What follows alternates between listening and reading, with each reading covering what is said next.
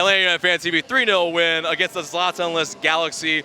Not too bad at the end of the day, but a little bit lacking in the finishing department. But 3 points is 3 points. 3 points is 3 points, and like I said, Atlanta they took advantage of Galaxy without Zlatan, which was a big advantage for us. And then of course playing the Mercedes-Benz, it's always a great experience there. But I'm gonna give credit where it's due. One player in specific, PT Martinez, class act today. That's the PT Martinez I saw at River Plate, and it looks like PT Martinez is coming to Atlanta right now, the one from River Plate. And I'm very happy to see him play well, and the fans love him. Fans embrace him. But he had a great game today. Joseph, his finishing was a little here and there, but he still played a great game. Barco, his comeback was good, but you can still tell he's kind of out of form since the injury, but he'll get there. Yeah. In terms of PT,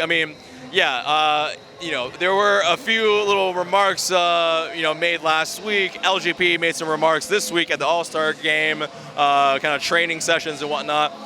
They kind of answered that back and forth. Yeah. Could you tell that if there was anything between anybody on the pitch tonight? Oh yeah, the chemistry on the pitch was there.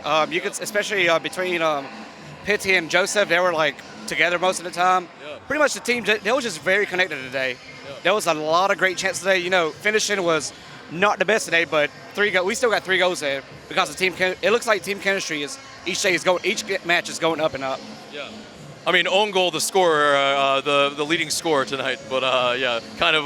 We'll take it. We'll take it. We take it. Yeah. However way it goes in, right? Yeah. But in terms of the way that they played, then in terms of LA Galaxy against us, was it a surprise that they were just going to be bunkering and trying to play over the top?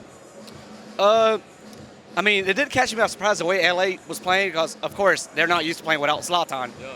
But especially the first half, LA was getting to the box, and they were getting to the box. But they needed that little push, which was Zlatan, but they didn't have it tonight, right. Which we were lucky that he was not there tonight again. But the second half, Atlanta dominated throughout the whole game. Their passing was more fast-paced.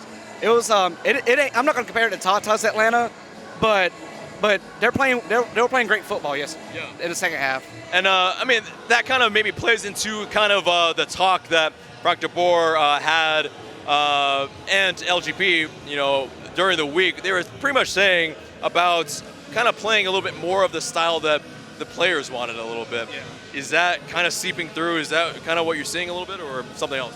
I'm seeing glimpses of it.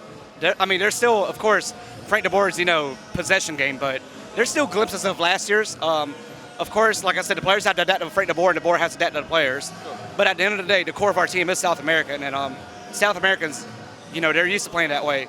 And of course, we were kind of, fortunate to watch Atlanta play like that for the first 2 seasons. Yeah. So it's good both ways. Yeah. Okay. So in terms of next week, we have Orlando City, and they're crap. They're crap.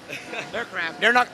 They're going to be very much up for it, though, because it's pretty much survive in advance, right? So, if they're going to want to beat us, and if they do, they're going to try to hold it over us for the rest of humanity, really. But, what do you think is going to happen next week? 4-0, Atlanta. 4-0. Hat-trick, Joseph, maybe a goal from Pitty or Miram. Maybe even Barco scores. You never know. But when it comes to Orlando, we dominate Orlando. The rivalry's there, but at the end of the day, they're not as good as we are. So we'll dominate that game, no problem. Very bold. All right, appreciate it, man. Thank you.